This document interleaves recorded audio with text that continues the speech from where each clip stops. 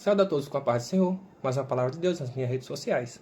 A palavra de hoje se encontra no livro de Isaías, no capítulo 30, no versículo 21, que diz assim: Aos teus ouvidos ouvirão a palavra que está por detrás de ti, dizendo: Este é o caminho, andai nele, sem vos desviardes, nem para a direita, nem para a esquerda.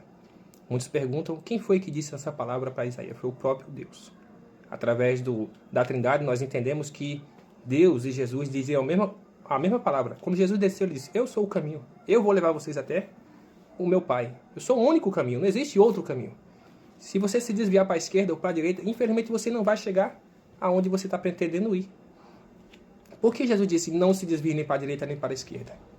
Porque existem ao nosso derredor o inimigo a todo instante tentando tirar-nos do caminho.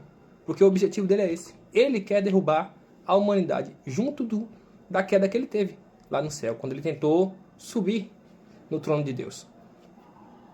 Mas essa queda que ele já herdou antes da terra ser criada, ele quer repassar para a gente. E foi lá no Éden que ele começou a se repassar. Ele tentou derrubar Eva, conseguiu. Derrubou Adão, conseguiu. Derrubou Caim, conseguiu. E foi derrubando. E derrubou Cã, que foi o filho de Noé, conseguiu. E foi muitas pessoas que foram caindo. Derrubou Samuel, derrubou Saul, derrubou Davi. Muitas pessoas caíram no caminho em relação a os pratos de lentilhas que foram oferecidos pela direita, pela esquerda. Não perceberam, não ficaram prestando atenção no caminho que era Deus e caíram. Infelizmente, por não observar para o caminho. Mas como é que vamos observar o caminho? Olhando para Cristo. E se olharmos para cada queda que teve na Bíblia e rebobinássemos na fita, falando assim, será que se Jesus fosse passar por aquele momento, como Jesus resolveria esse problema? Como Jesus passaria antes dessa queda? O que ele faria? Por quê? Porque se a gente observar o caminho é reto. Ele não tem queda, ele não tem desvio. Se Davi observasse o seu chamado para a guerra, ele não aceitaria que seus soldados o convencessem a ficar em casa. Mesmo ele já estando um pouco avançado na idade, na guerra, sim. Mas quando os israelitas foram para os 40 anos de caminhada no deserto, os espias, todos eles tinham mais de 30 anos. Alguns tinham até 40 anos de idade. E quando voltou, esses dois espias que sobreviveram, eles voltaram e guerrearam. Eles foram na frente de guerra, não foram lá atrás sentados numa cadeirinha, não. Eles foram na frente de guerra para lutar. E lutaram na condição de idosos, já com 80, 70 anos. Josué não tinha quase 80 anos quando começou essa guerra de Jericó. E venceu, ele não ficou atrás da batalha, ele foi à frente. Ele provando que naquela idade, sim, um israelita tem força para lutar. E Davi nem estava com essa idade toda em relação a quando ele ficou dentro de casa, detido.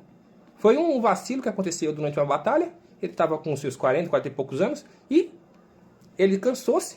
Cansar é normal. Até um jovem se cansa.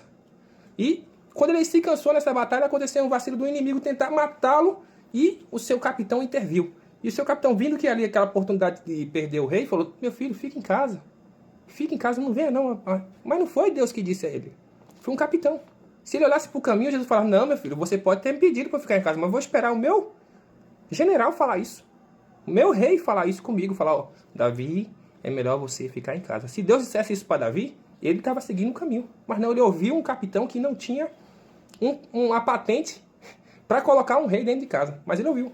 Preferiu ouvir um capitão. Não, fica em casa, fica. Aí ele ficou.